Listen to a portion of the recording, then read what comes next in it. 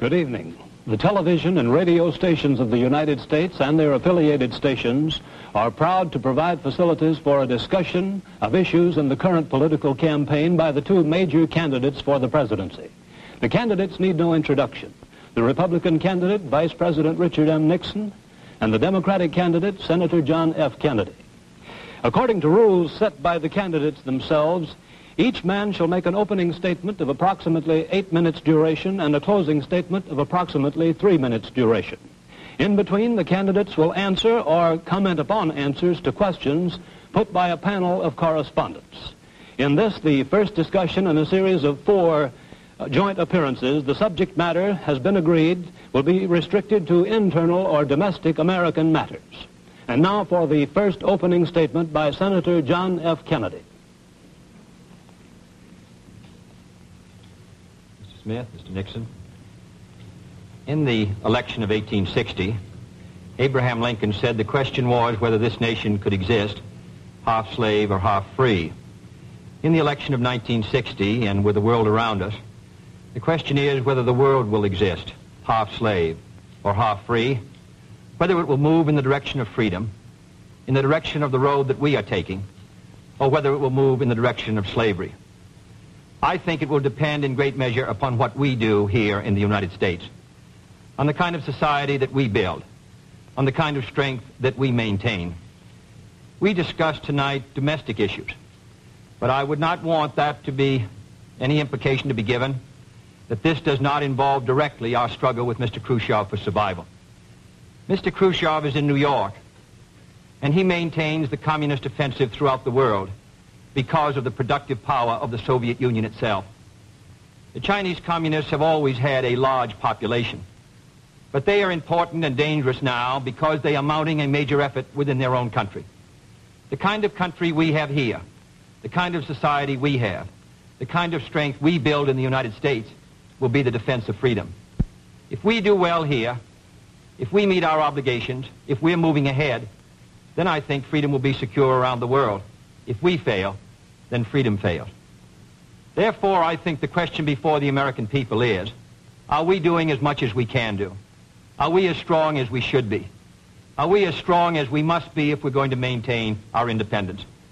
And if we're going to maintain and hold out the hand of friendship to those who look to us for assistance, to those who look to us for survival. I should make it very clear that I do not think we're doing enough, that I am not satisfied as an American with the progress that we're making. This is a great country, but I think it could be a greater country. And this is a powerful country, but I think it could be a more powerful country. I'm not satisfied to have 50% of our steel mill capacity unused. I'm not satisfied when the United States had last year the lowest rate of economic growth of any major industrialized society in the world, because economic growth means strength and vitality. It means we're able to sustain our defenses. It means we're able to meet our commitments abroad. I'm not satisfied when we have over $9 billion worth of food, some of it rotting, even though there is a hungry world, and even though 4 million Americans wait every month for a food package from the government, which averages 5 cents a day per individual. I saw cases in West Virginia, here in the United States, where children took home part of their school lunch in order to feed their families, because I don't think we're meeting our obligations towards these Americans. I'm not satisfied when the Soviet Union is turning out twice as many scientists and engineers as we are.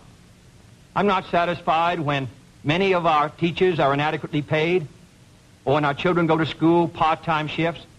I think we should have an educational system second to none.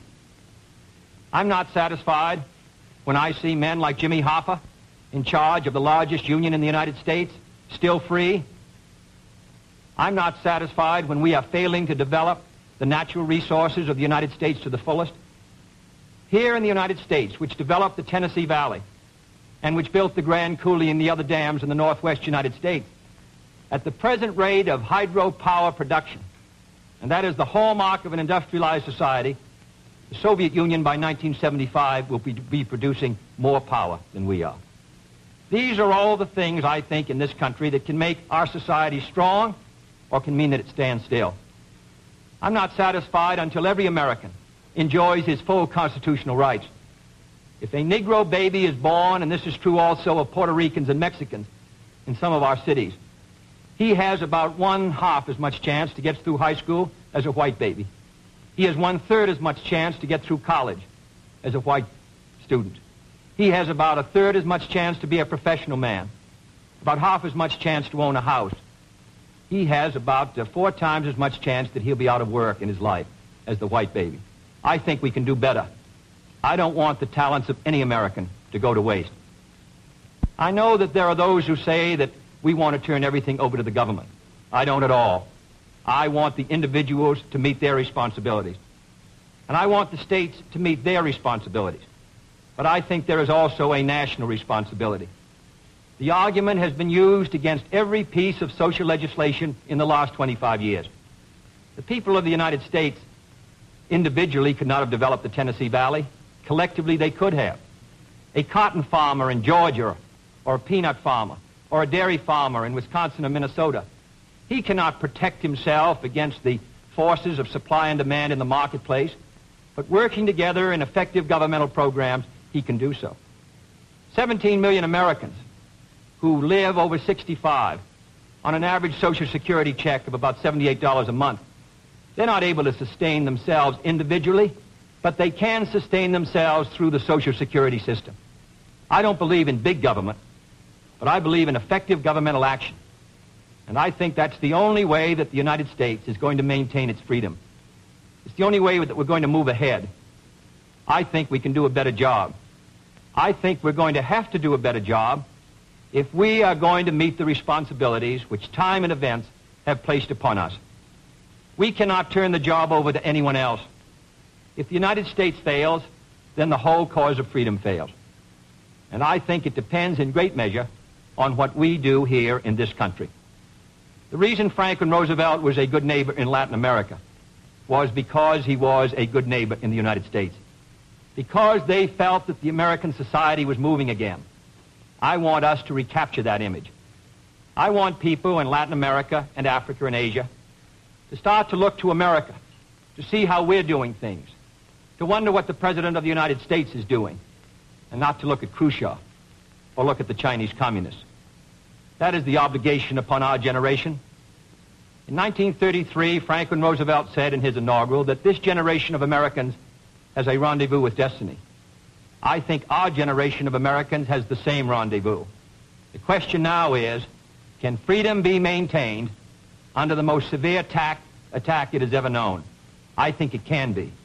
And I think in the final analysis, it depends upon what we do here. I think it's time America started moving again. And now the opening statement by Vice President Richard M. Nixon. Mr. Smith, Senator Kennedy, the things that Senator Kennedy has said, many of us can agree with. There is no question but that we cannot discuss our internal affairs in the United States without recognizing that they have a tremendous bearing on our international position. There is no question but that this nation cannot stand still because we are in a deadly competition, a competition not only with the men in the Kremlin, but the men in Peking. We're ahead in this competition, as Senator Kennedy, I think, has implied. But when you're in a race, the only way to stay ahead is to move ahead. And I subscribe completely to the spirit that Senator Kennedy has expressed tonight, the spirit that the United States should move ahead. Where then do we disagree? I think we disagree on the implication of his remarks tonight and on the statements that he has made on many occasions during his campaign to the effect that the United States has been standing still.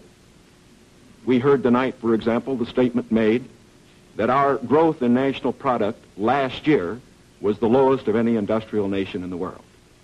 Now, last year, of course, was 1958. That happened to be a recession year. But when we look at the growth of GNP this year, a year of recovery, we find that it's 6 9/10% and one of the highest in the world today. More about that later. Looking then to this problem of how the United States should move ahead and where the United States is moving, I think it is well that we take the advice of a very famous campaigner. Let's look at the record. Is the United States standing still?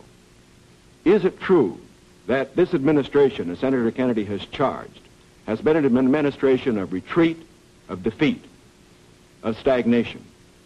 Is it true that, as far as this country is concerned, in the field of electric power, in all of the fields that he has mentioned, we have not been moving ahead? Well, we have a comparison that we can make. We have the record of the Truman administration of 7.5 years and the 7.5 years of the Eisenhower administration. When we compare these two records in the areas that Senator Kennedy has discussed tonight, I think we find that America has been moving ahead. Let's take schools. We have built more schools in these last 7.5 years than we built in the previous 7.5, for that matter, in the previous 20 years. Let's take hydroelectric power. We have developed more hydroelectric power in these 7.5 years than was developed in any previous administration in history. Let us take hospitals. We find that more have been built in this administration than in the previous administration. The same is true of highways. Let's put it in terms that all of us can understand. We often hear gross national product discussed, and in that respect, may I say that when we compare the growth in this administration with that of the previous administration, that then there was a total growth of 11% over 7 years. In this administration, there's been a total growth of 19% over 7 years. That shows that there's been more growth in this administration than in its predecessor. But let's not put it there. Let's put it in terms of the average family. What has happened to you? We find that your wages have gone up 5 times as much in the Eisenhower administration as they did in the Truman administration. What about the prices you pay? We find that the prices you pay went up 5 times as much in the Truman administration as they did in the Eisenhower administration. What's the net result of this? This means that the average family income went up 15% in the Eisenhower years as against 2% in the Truman years. Now, this is not standing still. But, good as this record is, may I emphasize, it isn't enough. A record is never something to stand on. It's something to build on. And in building on this record, I believe that we have the secret for progress. We know the way to progress. And I think, first of all, our own record proves that we know the way. Senator Kennedy has suggested that he believes he knows the way. I respect the sincerity with which he makes that suggestion. But on the other hand, when we look at the various programs that he offers, they do not seem to be new.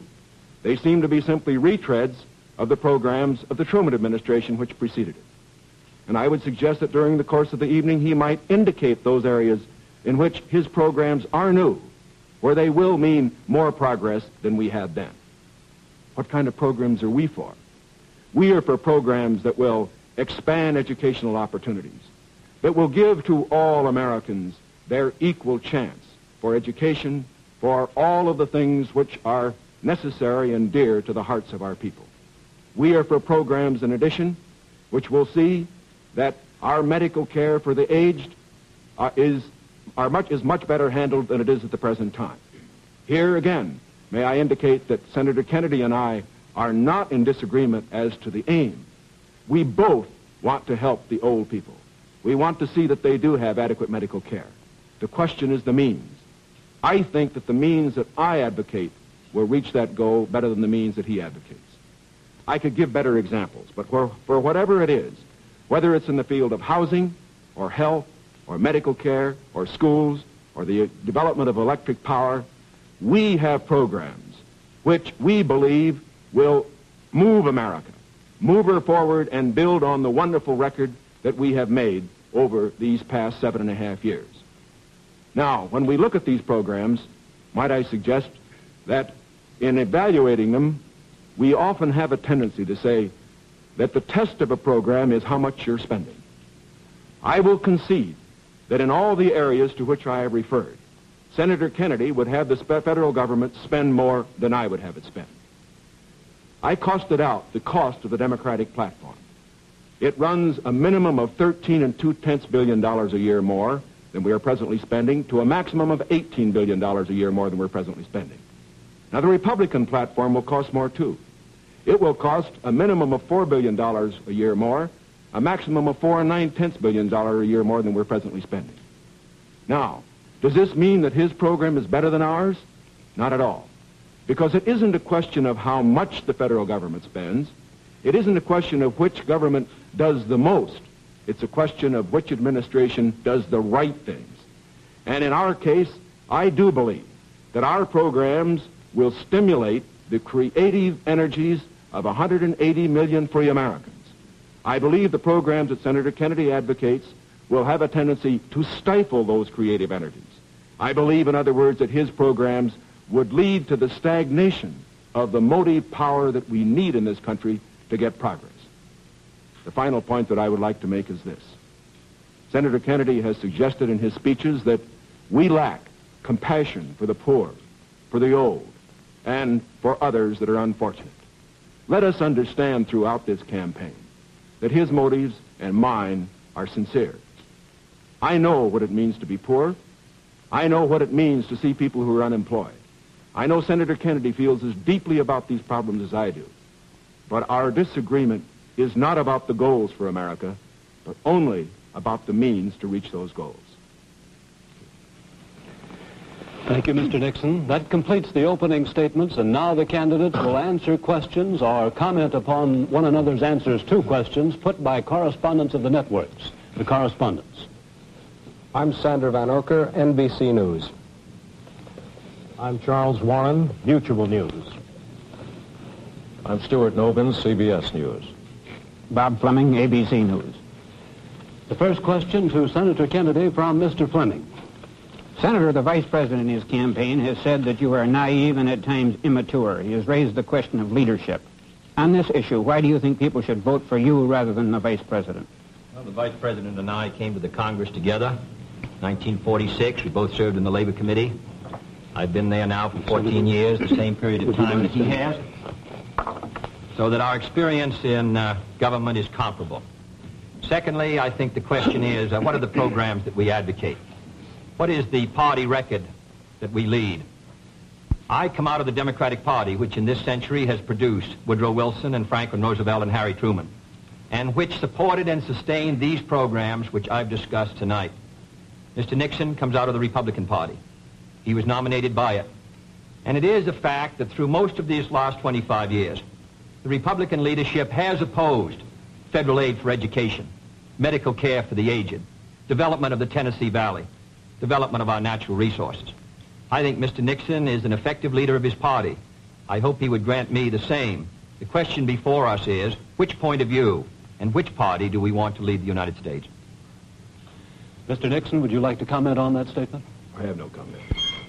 The next question, Mr. Novins. Mr. Vice President, your campaign stresses the value of your 8-year experience, and the question arises as to whether that experience was as an observer or as a participant or as an initiator of policy making. Would you tell us, please, specifically what major proposals you have made in the last 8 years that have been adopted by the administration? It would be rather difficult to cover them in 2.5 minutes. I would suggest that these proposals could be mentioned. First, after each of my foreign trips, I have made recommendations that have been adopted. For example, after my first trip abroad, I strongly recommended that we increase our exchange programs, particularly as they related to exchange of persons, of leaders in the labor field and in the information field. After my trip to South America, I made recommendations that a separate inter-American lending agency be set up, which the South American nations would like much better than to participate in the lending agencies which treated all the countries of the world the same.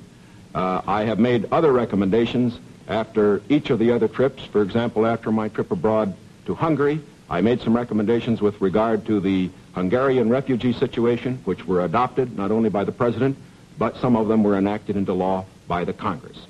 Within the administration, as a chairman of the President's Committee on Price Stability and Economic Growth, I have had the opportunity to make recommendations which have been adopted within the administration and which I think have been reasonably effective. I know Senator Kennedy suggested in his speech at Cleveland yesterday that that committee had not been particularly effective. I would only suggest that while we do not take the credit for it, I would not presume to, that since that committee has been formed, the price line has been held very well within the United States.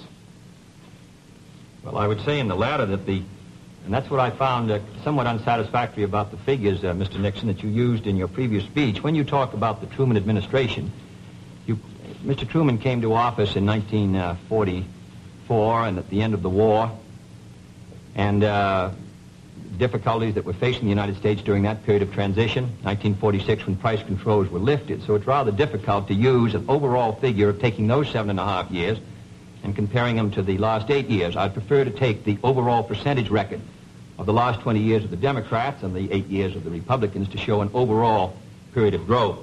In regard to price stability, I'm not aware that that committee did produce recommendations that ever were certainly before the Congress from the point of view of legislation in regard to controlling prices.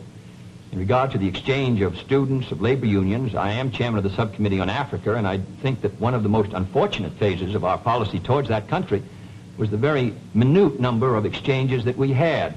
I think it's true of Latin America also. We did come forward with a program of students for the Congo of over 300, which was more than the federal government had for all of Africa the previous year. So that I don't think that we have moved, at least in those two areas, with sufficient vigor. The next question to Senator Kennedy from Mr. Warren. Senator Kennedy, during your brief speech a few minutes ago, you mentioned farm surpluses. That's correct. I'd like to ask this. It's a fact, I think, that presidential candidates traditionally make promises to farmers. Lots of people, I think, don't understand why the government pays farmers for not producing certain crops, or paying farmers if they overproduce, for that matter. Now, let me ask, sir, why can't the farmer operate like the businessman who operates a factory? If an auto company overproduces a certain model car, Uncle Sam doesn't step in and buy up the surplus. Why this constant courting of the farmer?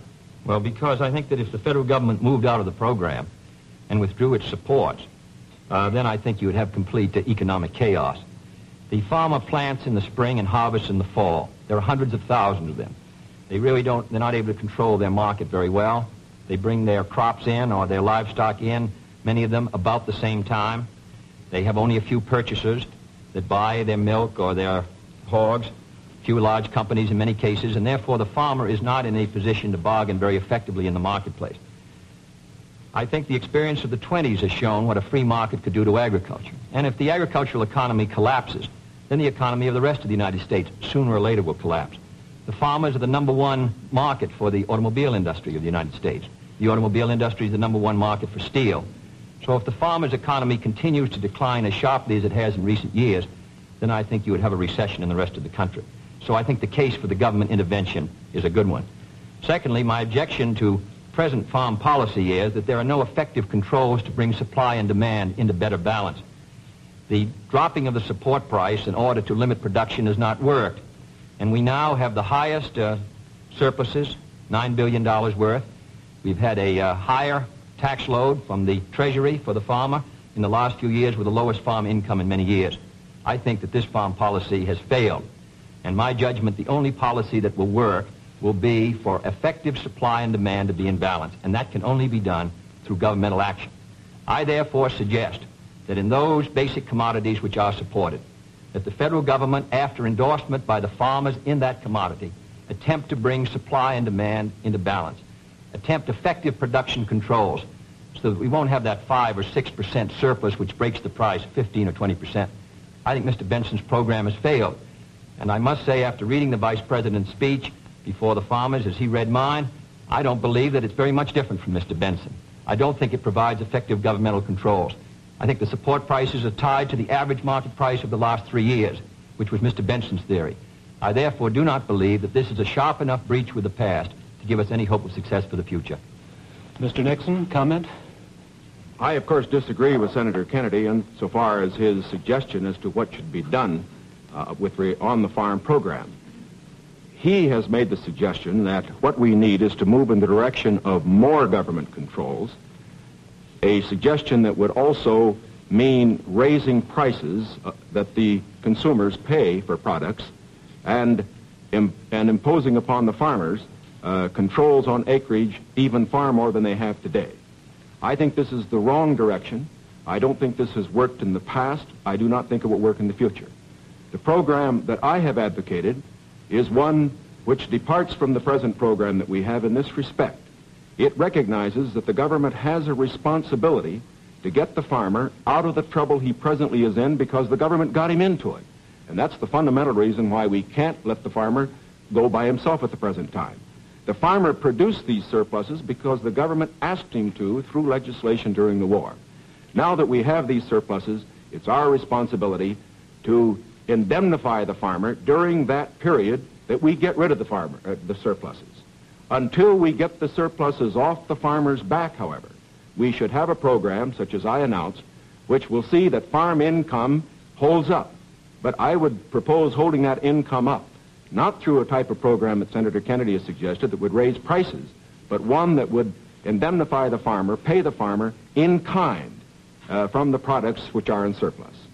The next question to Vice President Nixon from Mr. Vanocur. Mr. Vice President, since the question of executive leadership is a very important campaign issue, I'd like to follow Mr. Novins' question. Now, Republican campaign slogans, you'll see them on signs around the country, as we did last week, say, it's experience that counts. That's over a picture of yourself, sir, implying that you've had more governmental executive decision-making experience than your opponent. Now, in his news conference on August 24th, President Eisenhower was asked to give one example of a major idea of yours that he adopted. His reply was, and I'm quoting, "If you give me a week, I might think of one. I don't remember." Now, that was a month ago, sir, and the President hasn't brought it up since. And I'm wondering, sir, if you can clarify which version is correct, the one put out by Republican campaign leaders or the one put out by President Eisenhower? Well, I would suggest, Mr. Vanocur, that if you know the President, that was probably a facetious remark. I would also suggest that insofar as his statement is concerned, that I think it would be improper for the President of the United States to disclose the instances in which members of his official family had made recommendations, as I have made them through the years, to him which he has accepted or rejected. The President has always maintained, and very properly so, that he is entitled to get what advice he wants from his cabinet and from his other advisors without disclosing that to anybody, including, as a matter of fact, the Congress. Now, I can only say this. Through the years, I have sat in the National Security Council. I have been in the cabinet. I have met with the legislative leaders. I have met with the President when he made the great decisions with regard to Lebanon, Kimoy Matsu, other matters. The President has asked for my advice. I have given it. Sometimes my advice has been taken. Sometimes it is not. I do not say that I have made the decisions, and I would say that no president should ever allow anybody else to make the major decisions. The President only makes the decisions. All that his advisors do is to give counsel when he asks for it. As far as what experience counts and whether that is experience that counts, that isn't for me to say. I can only say that my experience is there for the people to consider. Senator Kennedy's is there for the people to consider. As he pointed out, we came to the Congress in the same year. His experience has been different from mine. Mine has been in the executive branch. His has been in the legislative branch. I would say that the people now have the opportunity to evaluate his as against mine, and I think both he and I are going to abide by whatever the people decide. Senator Kennedy? Well, I'll just say that the question is of experience, and the question also is what our judgment is of the future, and what our goals are for the United States, and what ability we have to implement those goals. Abraham Lincoln came to the presidency in 1860 after a rather little-known session in the House of Representatives, and after being defeated for the Senate in 58, and was a distinguished president. There is no certain road to the presidency. There are no guarantees that if you take one road or another that you will be a successful president. I have been in the Congress for 14 years. I have voted in the last 8 years when the Vice President was presiding over the Senate and meeting his other responsibilities. I have met decisions over 800 times on matters which affect not only the domestic security of the United States, but as a member of the Senate Foreign Relations Committee. The question really is which candidate and which party can meet the problems that the United States is going to face in the 60s. The next question to Senator Kennedy from Mr. Novins. Senator Kennedy, in connection with these problems of the future that you speak of and the program that you enunciated earlier in your direct talk, you call for expanding some of the welfare programs for schools, for teacher salaries, medical care, and so forth, but you also call for reducing the federal debt. And I'm wondering how you if you're president in January, would go about paying the bill for all this? Does this mean that I did not advocate reducing the federal debt because I don't believe that you're going to be able to reduce the federal debt very much in 1961, 2, or 3. I think you have heavy obligations which affect our security, which we're going to have to meet. And therefore, I've never suggested we should be able to retire the debt substantially or even at all in 1961 or 2. Senator, I believe in one of your speeches you suggested that reducing the interest rate would help toward... No, not reducing the interest. Reducing the interest rate, in my judgment, the hard money, tight money policy, fiscal policy of this administration has contributed to the slowdown in our economy, which helped bring the recession of 54, which made the recession of 58 rather intense, and which has slowed somewhat our economic activity in 1960. What I have talked about, however, the kind of programs that I talk about, in my judgment, are fiscally sound. Medical care for the aged, I would put under Social Security. The Vice President and I disagree on this. The program, the Javits-Nixon or the Nixon-Javits program, would have cost, if fully used, $600 million by the government per year and $600 million by the state. The program which I advocated, which failed by 5 votes in the United States Senate, would have put medical care for the aged in Social Security and would have been paid for through the Social Security system and the Social Security tax. Secondly, I support federal aid to education and federal aid for teachers' salaries. I think that's a good investment. I think we're going to have to do it. And I think to heap the burden further on the property tax, which is already strained in many of our communities, will ensure, in my opinion, that many of our children will not be adequately educated and many of our teachers not adequately compensated. There is no greater return to an economy or to a society than an educational system second to none. On the question of the development of natural resources, I would pay as you go, in the sense that they would be balanced and the power revenues would bring back sufficient money to finance the projects, in the same way as the Tennessee Valley. I believe in the balanced budget, and the only conditions under which I would unbalance the budget would be if there was a grave national emergency or a serious recession. Otherwise, with a steady rate of economic growth, and Mr. Nixon and Mr. Rockefeller in their meeting said a 5% economic growth would bring by 1962 $10 billion extra in tax revenues. Whatever is brought in, I think that we can finance essential programs within a balanced budget if business remains orderly. Mr. Nixon, your comment? Yes. I think what Mr. Novins was referring to was not one of Senator Kennedy's speeches, but the Democratic platform, which did mention cutting the national debt. I think, too, that it should be pointed out that, of course, it is not possible, particularly under the proposals that Senator Kennedy has advocated, either to cut the national debt or to reduce taxes. As a matter of fact, it will be necessary to raise taxes. As Senator Kennedy points out, that as far as his one proposal is concerned, the one for medical care for the aged, that would be financed out of Social Security. That, however, is raising taxes for those who pay Social Security. He points out that he would make pay-as-you-go be the basis for our natural resources development, where our natural resources development, which I also support incidentally, however, whenever you appropriate money for one of these projects, you have to pay now and appropriate the money, and while they eventually do pay out, it doesn't mean that the government doesn't have to put out the money this year. And so I would say that in all of these proposals that Senator Kennedy has made, they will result in one of two things. Either he has to raise taxes or he has to unbalance the budget. If he unbalances the budget, that means you have inflation, and that will be, of course, a very cruel blow to the very people, the older people that we've been talking about.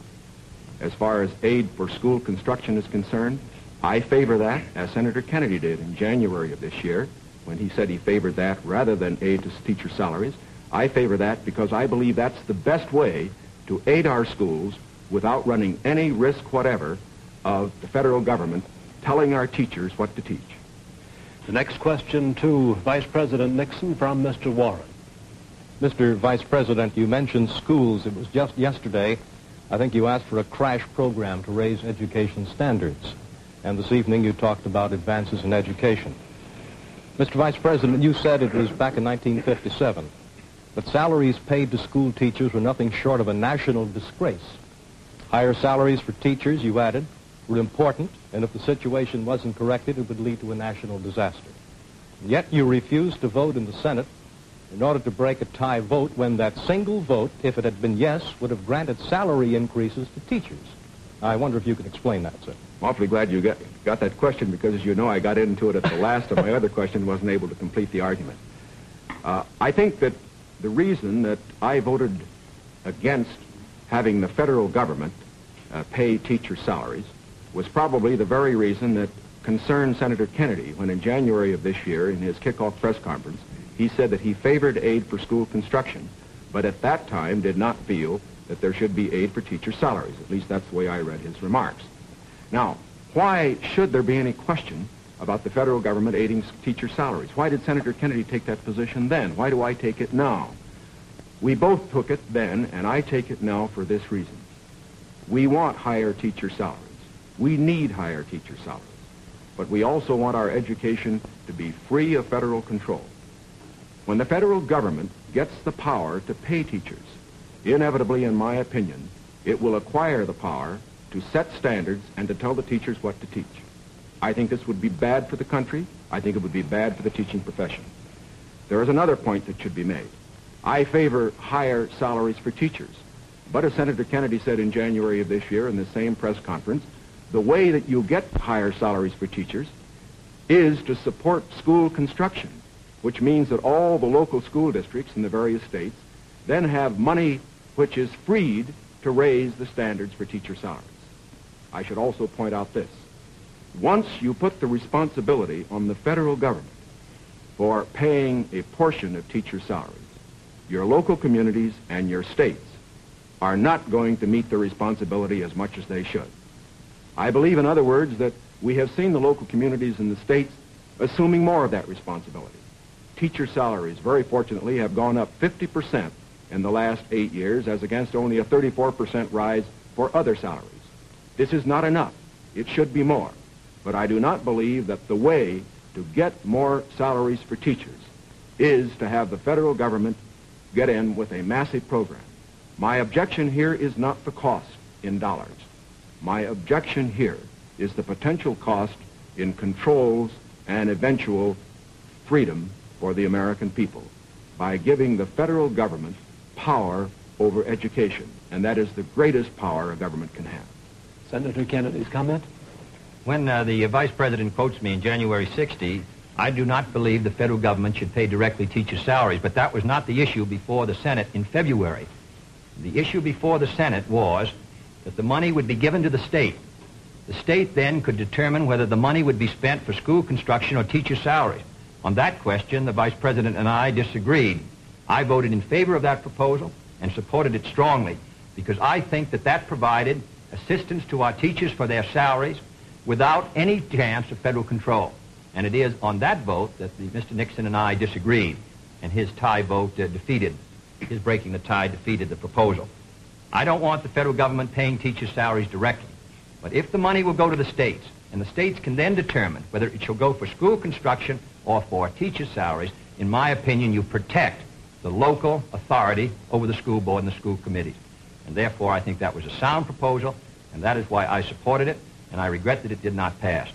Secondly, there have been statements made that the Democratic platform would cost a good deal of money and that I'm in favor of unbalancing the budget. That is wholly wrong, wholly in error, and it is a fact that in the last 8 years, the Democratic Congress has reduced the request for the appropriation by over $10 billion. That is not my view, and I think it ought to be stated very clearly on the record. My view is that you can do these programs, and they should be carefully drawn within a balanced budget if our economy is moving ahead. The next question to Senator Kennedy from Mr. Vanocur. Senator, you've been promising the voters that if you are elected president, you'll try and push through Congress bills on medical aid to the aged, a comprehensive minimum hourly wage bill, federal aid to education. Now, in the August post-convention session of the Congress, when you at least held up the possibility you could one day be president, and when you had overwhelming majorities, especially in the Senate, you could not get action on these bills. Now, how do you feel that you'll be able to get them in January if you weren't able to get them in August? If I may take the bills, we did pass in the Senate a bill to provide a $1.25 minimum wage. It failed because the House did not pass it, and the House failed by 11 votes. And I might say that 2/3 of the Republicans in the House voted against a $1.25 minimum wage, and a majority of the Democrats sustained it. Nearly 2/3 of them voted for the $1.25. We were threatened by a veto if we passed $1.25, and it's extremely difficult, with the great power that the President does, to pass any bill when the President is opposed. All the President needs to sustain his veto of any bill is 1/3 plus 1 in either the House or the Senate. Secondly, we passed a federal aid to education bill in the Senate. It failed to come to the floor of the House of Representatives. It was killed in the Rules Committee. And it is a fact in the August session that the 4 members of the Rules Committee who were Republicans, joining with 2 Democrats, voted against sending the aid to education bill to the floor of the House. 4 Democrats voted for it. Every Republican on the Rules Committee voted against sending that bill to be considered by the members of the House of Representatives. Thirdly, on medical care for the aged. This is the same fight that's been going on for 25 years in Social Security. We wanted to tie it to Social Security. We offered an amendment to do so. 44 Democrats voted for it. 1 Republican voted for it. And we were informed at the time it came to a vote that if it was adopted, the President of the United States would veto it. In my judgment, a vigorous Democratic president, supported by a Democratic majority in the House and Senate, can win the support for these programs. But if you send a Republican president and a Democratic majority, and the threat of a veto hangs over the Congress, in my judgment, you will continue what happened in the August session, which is a clash of parties and inaction. Mr. Nixon, comment? Well, obviously, my views are a little different. First of all, I don't see how it's possible for a 1/3 of a body, such as the Republicans have in the House and the Senate, to stop 2/3 if the 2/3 are adequately led. I would say, too, that when Senator Kennedy refers to the action of the House Rules Committee, there are 8 Democrats on that committee and 4 Republicans. It would seem to me, again, that it is very difficult to blame the 4 Republicans for the 8 Democrats not getting something through that particular committee. I would say further that to blame the President and his veto power for the inability of the Senator and his colleague to get action in this special session misses the mark. When the President exercises his veto power, he has to have the people behind him, not just 1/3 of the Congress. Because let's consider it. If the majority of the members of the Congress felt that these particular proposals were good issues, majority of those who were Democrats, why didn't they pass them and send to the President and get a veto and have an issue? The reason why these particular bills in these various fields that have been mentioned were not passed was not because the President was against them. It was because the people were against them. It was because they were too extreme. And I am convinced that the alternate proposals that I have, that the Republicans have in the field of health, in the field of education, in the field of welfare, because they are not extreme, because they will accomplish the end without too great cost in dollars or in freedom, that they could get through the next Congress. The next question to Vice President Nixon from Mr. Fleming. Mr. Vice President, do I take it then you believe that you could work better with Democratic majorities in the House and Senate, and Senator Kennedy could work with Democratic majorities in the House and Senate? I would say this, that we, of course, expect to pick up some seats in both in the House and the Senate. We would hope to control the House, to get a majority in the House in this election. We cannot, of course, control the Senate. I would say that a president will be able to lead, a president will be able to get his program through to the effect that he has the support of the country, the support of the people. Sometimes we get the opinion that in getting programs through the House or the Senate, it's purely a question of legislative finagling and all that sort of thing. It isn't really that. Whenever a majority of the people are for a program, the House and the Senate responds to it. And whether this House and Senate in the next session is Democratic or Republican, if the country will have voted for the candidate for the presidency and for the proposals that he has made, I believe that you will find that the president, if it were a Republican, as it would be in my case, would be able to get his program through that Congress. Now, I also say that as far as Senator Kennedy's proposals are concerned, that, again, the question is not simply one of a presidential veto stopping programs. You must always remember that a president can't stop anything unless he has the people behind him. And the reason President Eisenhower's vetoes have been sustained, the reason the Congress does not send up bills to him which they think will be vetoed, is because the people and the Congress, a majority of them, know the country is behind the president. Senator Kennedy? Well, now let's look at these bills that the Vice President suggests were too extreme. One was a bill for $1.25 an hour for anyone who works in a store or a company that has $1 million a year business. I don't think that's extreme at all. And yet nearly 2/3 to 3/4 of the Republicans in the House of Representatives voted against that proposal. Secondly was the federal aid to education bill. It was a very, because of the defeat of teacher salaries, it was not a bill that met, in my opinion, the needs. The fact of the matter is it was a bill that was less than you recommended, Mr. Nixon, this morning in your proposal. It was not an extreme bill. And yet we could not get one Republican to join. At least, I think, 4 of the 8 Democrats voted to send it to the floor of the House, not one Republican, and they joined with those Democrats who were opposed to it. I don't say the Democrats are united in their support of the program, but I do say a majority are, and I say a majority of the Republicans are opposed to it. The third is medical care for the aged, which is tied to Social Security, which is financed out of Social Security fund. Does not put a deficit on the Treasury. The proposal advanced by you and by Mr. Javits would have cost $600 million. Mr. Rockefeller rejected it in New York, said he didn't agree with the financing at all, said it ought to be on Social Security. So these are 3 programs which are quite moderate. I think it shows the difference between the 2 parties. One party is ready to move in these programs, the other party gives them lip service. Mr. Warren's question for Senator Kennedy. Senator Kennedy, on another subject, communism is so often described as an ideology or a belief that exists somewhere other than in the United States. Let me ask you, sir, just how serious a threat to our national security are these communist subversive activities in the United States today? Well, I think they're serious. I think it's a matter that we should continue to give great care and attention to. We should support the laws which the United States has passed in order to protect us from those who would destroy us from within. We should sustain the Department of Justice in its efforts and the FBI, and we should be continually alert. I think if the United States is maintaining a strong society here in the United States, I think that we can meet any internal threat. The major threat is external and will continue. Mr. Nixon, comment? I agree with Senator Kennedy's appraisal generally in this respect. The question of communism within the United States has been one that has worried us in the past. It is one that will continue to be a problem for years to come. We have to remember that the Cold War that Mr. Khrushchev is waging and his colleagues are waging is waged all over the world, and it's waged right here in the United States. That's why we have to continue to be alert. It is also essential in being alert that we be fair. Fair because by being fair, we uphold the very freedoms that the communists would destroy. We uphold the standards of conduct which they would never follow. And in this connection, I think that we must look to the future, having in mind the fact that we fight communism at home, not only by our laws to deal with communists, the few who do become communists and the few who do become fellow travelers, but we also fight communism at home by moving against those various injustices which exist in our society, which the communists feed upon.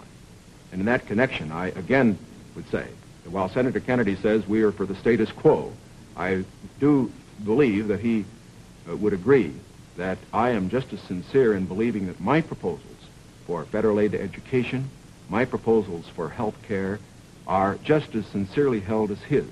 The question, again, is not one of goals. We're for those goals. It's one of means. Mr. Vanocur's question for Vice President Nixon. Mr. Vice President, in one of your earlier statements, you said, we've moved ahead, we've built more schools, we've built more hospitals. Now, sir, isn't it true that the building of more schools is a local matter for financing?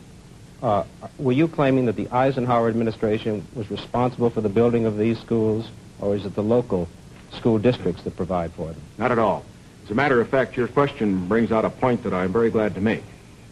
Too often, in appraising whether we are moving ahead or not, we think only of what the federal government is doing. Now, that isn't the test of whether America moves.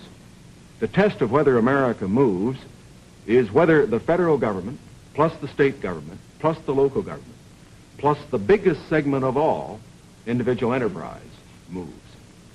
We have, for example, a gross national product of approximately $500 billion.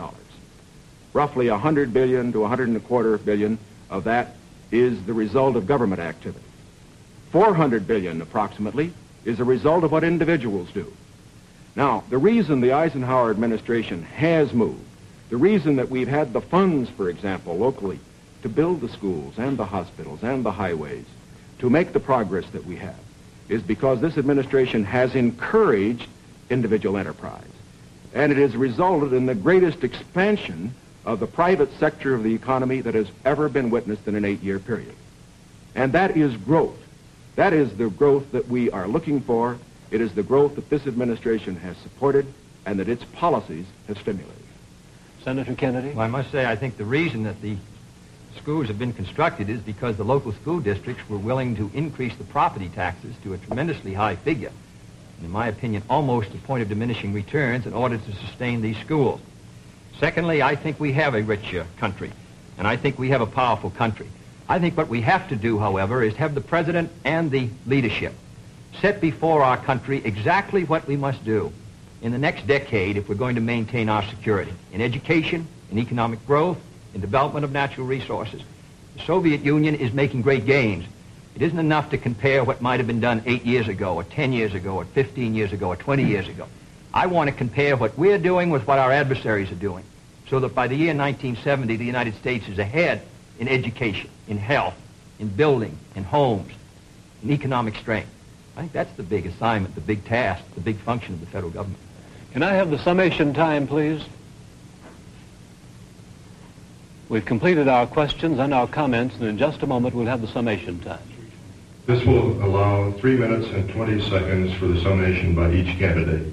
3 minutes and 20 seconds for each candidate. Vice President Nixon, will you make the first summation? Thank you, Mr. Smith. Senator Kennedy. First of all, I think it is well to put in perspective where we really do stand with regard to the Soviet Union in this whole matter of growth. The Soviet Union has been moving faster than we have. But the reason for that is obvious. They start from a much lower base. Although they have been moving faster in growth than we have, we find, for example, today, that their total gross national product is only 44% of our total gross national product. That's the same percentage that it was 20 years ago. And as far as the absolute gap is concerned, we find that the United States is even further ahead than it was 20 years ago. Is this any reason for complacency? Not at all. Because these are determined men.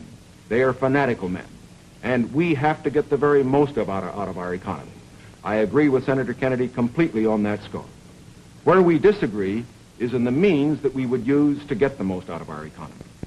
I respectfully submit that Senator Kennedy too often would rely too much on the federal government, on what it would do to solve our problems, to stimulate growth. I believe that when we examine the Democratic platform, when we examine the proposals that he has discussed tonight, when we compare them with the proposals that I have made, that these proposals that he makes would not result in greater growth for this country than would be the case if we followed the programs that I have advocated. There are many of the points that he has made that I would like to comment upon. The one in the field of health is worth mentioning. Our health program, the one that Senator Javits and other Republican senators as well as I supported, is one that provides for all people over 65 who want health insurance the opportunity to have it if they want it. It provides a choice of having either government insurance or private insurance. But it compels nobody to have insurance who does not want it. His program under Social Security would require everybody who had Social Security to take government health insurance whether he wanted it or not. And it would not cover several million people who are not covered by Social Security at all. Here is one place where I think that our program does a better job than his. The other point that I would make is this.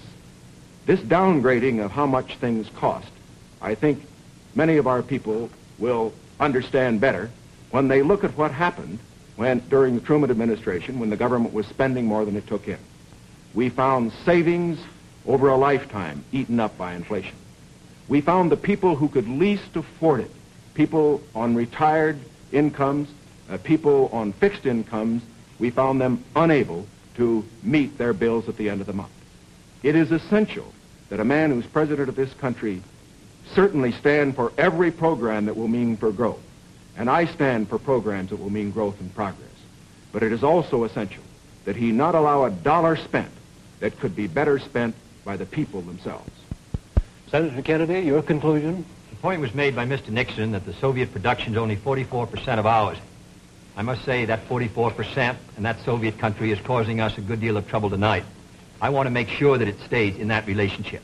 I don't want to see the day when it's 60% of ours and 70 and 75 and 80 and 90% of ours, with all the force and power that it could bring to bear in order to cause our destruction.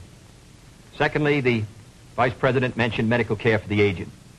Our program was an amendment to the Kerr bill. The Kerr bill provided assistance to all those who were not on Social Security. I think it's a very clear contrast. In 1935, when the Social Security Act was written, 94 out of 95 Republicans voted against it. And Mr. Landon ran in 1936 to repeal it. In August of 1960, when we tried to get it again, but this time for medical care, we received the support of one Republican in the Senate on this occasion. Thirdly, I think the question before the American people is, as they look at this country and as they look the world around them, the goals are the same for all Americans. The means are at question. The means are at issue. If you feel that everything that is being done now is satisfactory, that the relative power and prestige and strength of the United States is increasing in relation to that of the communists, that we are gaining more security, that we are achieving everything as a nation that we should achieve, that we're achieving a better life for our citizens and greater strength, then I agree. I think you should vote for Mr. Nixon. But if you feel that we have to move again in the 60s, that the function of the president is to set before the people the unfinished business of our society, as Franklin Roosevelt did in the 30s, the agenda for our people, what we must do as a society to meet our needs in this country and protect our security and help the cause of freedom. As I said at the beginning, the question before us all, that faces all Republicans and all Democrats, is, can freedom in the next generation conquer, or are the communists going to be successful? That's the great issue. And if we meet our responsibilities, I think freedom will conquer. If we fail to move ahead, if we fail to develop sufficient military and economic and social strength here in this country, then I think that the tide could begin to run against us. And I don't want historians 10 years from now to say, these were the years when the tide ran out for the United States. I want them to say, these were the years when the tide came in. These were the years when the United States started to move again. That's the question before the American people, and only you can decide what you want this country to be, what you want to do with the future. I think we're ready to move, and it is to that great task, if we're successful, that we will address ourselves. Thank you very much, gentlemen. This hour has gone by all too quickly. Thank you very much for permitting us to present the next President of the United States on this unique program. I've been asked by the candidates to thank the American networks and the affiliated stations for providing time and facilities for this joint appearance. Other debates in this series will be announced later and will be on different subjects. This is Howard K. Smith. Good night from Chicago.